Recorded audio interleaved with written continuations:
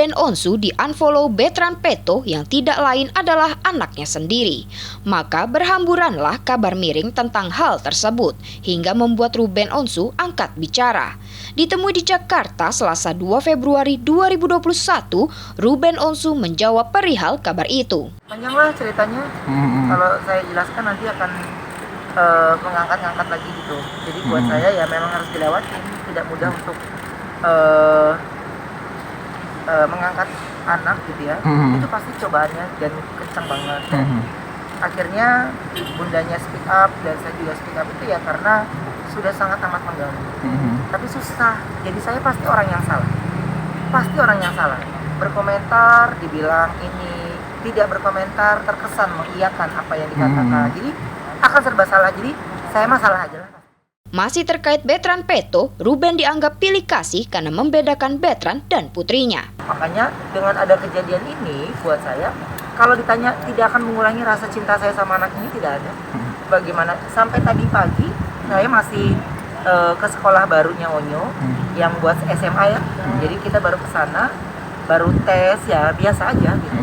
Tapi apa yang ada di pikirannya dia, apa yang itu ya, itu kan sebenarnya kan apa yang saya pikirkan adalah ya anak ini tidak bersosial media dulu seperti apa yang saya sering ucapkan gitu.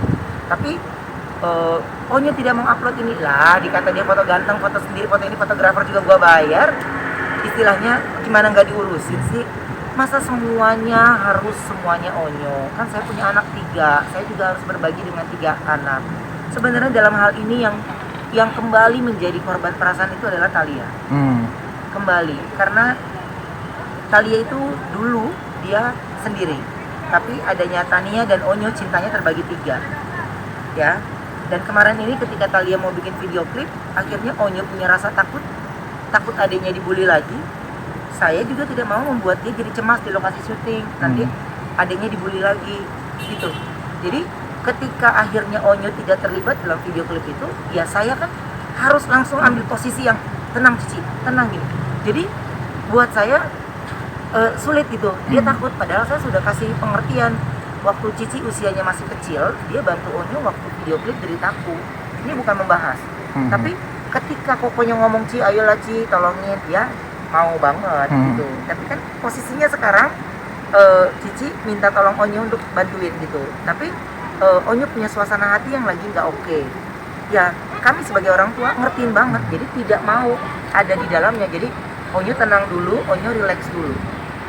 Jadi kita membiarkan dia quality time, dia berdamai dengan dirinya dulu gitu. Jadi itu yang seperti itu. Makanya saya tidak menganggap ini oke, kalau ini kemauan dari mereka semua ya ikutin kemauan. Kondisi mentalnya sendiri Dia bisa dilihat dari semuanya. Lagi tidak oke. Sekarang tugasnya jadi saya kan. Nah, itu yang saya bilang. Buliannya ke saya, buliannya ke keluarga saya, yang akhirnya merapikan mentalnya dia.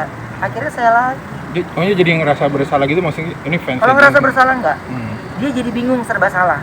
Jadi apa yang harus dia lakukan sehingga apapun yang dia lakukan tidak menjadi bulian. Nah, dia ini lagi ada di dalam satu keluarga yang dimana dia setiap harinya bersama kita. Dia pun bingung kenapa letak buliannya itu. Tapi kalau saya di sini berdiri sebagai ayahnya Onyo, ayahnya Thalia dan Tania, dan sebagai suami dari Sarwenda. Tapi lucu juga kalau Sarwenda pun akhirnya jadi bulian, yang terkesan Sarwenda memanfaatkan. Oh nggak perlu. Sarwenda, Onyo, Thalia dan Tania ada saya di belakang. Bahkan Instagram saya sendiri aja jarang upload muka gue sendiri selfie, jarang. Kecuali program acara yang gue promoin, ini jarang sekali. Jadi posisi yang terdesak itu sebenarnya saya saat ini. Di satu sisi mental anaknya, di satu sisi saya pun akhirnya ya udah, tidak usah Onyo upload tentang keluarga kita, nggak apa-apa. Nggak usah upload pun, Onyo tetap anak ayah, tetap anaknya bunda. Satu hal adanya fanbase Bertrand yang selalu memberi komentar membuat Ruben Onsu ambil sikap. Kenapa akhirnya saya bereaksi? Pada saat di kolom komen Onyo itu tidak banyak yang memberikan komen negatif positif gitu. Akhirnya dan saya ada beberapa fanbase yang sering juga saya repost, yang sering ini dia juga ikutan, tapi dia nggak berani di komenan saya gitu. Nah dia beraninya di komentarnya Onyo. Kan sebenarnya buat saya kalau dia yang memang setia dan cintanya harusnya dia tidak kesana ya. gitu. Jadi buat saya gini, saya berpikir namanya support system itu kan bisa saling bantu. Teman-teman dalam sebuah company ada beberapa account, itu kan bisa saling bantu, saling support. Toh nyatanya waktu Onyo pertama kali muncul juga banyak teman-teman saya yang selebriti juga saling support kok. Mereka bantu uploadin, mereka bantu posting gitu. Jadi fanbase-nya juga harus paham hal itu. Tidak mau ambil pusing, Ruben memilih konsentrasi mengurusi pendidikan anaknya yang bersiap masuk SMA. Tidak akan mengurangi rasa sayang saya dan Sarwenda ke anak ini, enggak ada. Kami pagi masih barengan ke sekolah, ke tes sekolahnya Onyo, kita di dalam mobil, ngobrol kayak biasanya. Tapi apa yang menjadi pikiran dia saat ini, Mas, dia juga tumbuh besar. Saya pun udah bilang, saya minta bantu sama teman-teman semuanya untuk memberikan berita yang baik. Tapi kan ini saya ngelihat ada fanbase aktif yang sering saya juga kadang-kadang bales ini. Wah dahsyat, saya pun diserang balik sama mereka. Jadi saya bingung. Makanya udah deh, gak usah mikirin itu, gue mikirin sekolah dulu deh. Lagi pusing mau mikirin SMA-nya kayak apa. Saya mau ngarahin Onyo ke sekolah yang ini, tapi kan harus dikasih penjelasan dulu kenapa di sekolah ini. Onyo itu kan sudah besar dan dia punya jawaban. Nah saya itu harus menyiapkan jawaban itu ke anak ini. Jadi saya lebih memikirkan masa depannya dari sisi pendidikannya sekarang ini. Kalau dari sisi yang lain, saya bingung mau ngelakuin ini serba salah. Bahkan di situ ditujukan ke manajemen. Wow, dahsyat sih itu buat saya. Kami banting tulang semuanya membela Onyo. Kami banting tulang memikirkan lagu apa yang dipikirkan. Seperti teman-teman mengupdate setiap hari di sini, saya selalu bangga dengan mempromosikan anak saya terjadi gini, anak saya mau gini loh. Itu kan saya dengan bangganya. Tapi kan harus ada di mana posisi sekarang ini bukan Onyo yang down banget, saya yang paling down. Dia yang paling down, dia yang selalu sampai sekarang ini tanya, "Ayah, are you okay?" "Iya, I'm okay." Jadi saya harus berpura-pura oke di depan anak saya, itu kan berat sekali.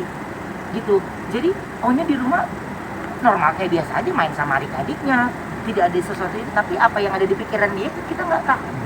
Jadi ketika dia meminta, "Ayah besok ayah mau ketemu sama Auntie Mel dan harus bisa." Jadi kita harus, biasanya kita yang jadwalkan, tapi ini dia yang meminta mau ketemu sama psikolognya. Berarti ada sesuatu yang mengganjal dari dia dan saya tidak berhak untuk ada apa nyok, enggak. Tapi saya kabulkan keinginannya, gitu loh. Saya kabulkan keinginannya. Dan kan harus pas appointment dengan psikolog itu kan ada appointment berhitungan jam, sekian jam dan sekian jam, sekian jam dan sekian jam. Ini lama nggak ya? Jadi saya tebak-tebak gua manggis, ini ngobrolnya lama nggak ya? Nanti kalau saya book cuma 3 jam, nggak tahunya Onyo ngobrolnya panjang. Akhirnya jadinya 6 jam. Terus kalau saya ngobrol ini nanti jadinya panjang. Jadi saya, pokoknya apapun yang saya itu, saya akan menjadi orang yang paling salah. Orang yang jadi ini saya sama Sarwenda, ya udah terserah deh gimana ya. Pokoknya gue fokus ke pendidikan anak ini, karena anak ini lagi mau masuk SMA. Gue fokus ini, udah nggak apa-apa. Semua program-programnya Onyo yang ini nggak apa-apa. Ada Instagram saya kok yang mempromosikan dia. Gak ada masalah sama sekali. Tapi kan di mana-mana gak semua penyanyi tiap hari nyanyi, penyanyi tiap hari nyanyi, ada batasnya. Tapi saya rasa ketika Onyo punya program TV atau reality TV dan yang lainnya, banyak loh orang-orang yang pengen punya program TV yang bahkan mereka susah sekali. Bahkan cuma diundang bintang tamu aja mereka senangnya bukan main. Tapi ini Onyo punya programnya loh di dalamnya. Jadi mempromosikan program dia sendiri bukan jadi dagangan. Tapi itu adalah bentuk diri kalau eksistensi Onyo itu masih ada. Bukan yang namanya eksploitasi, tapi saya mengeksplorasi bakatnya Onyo.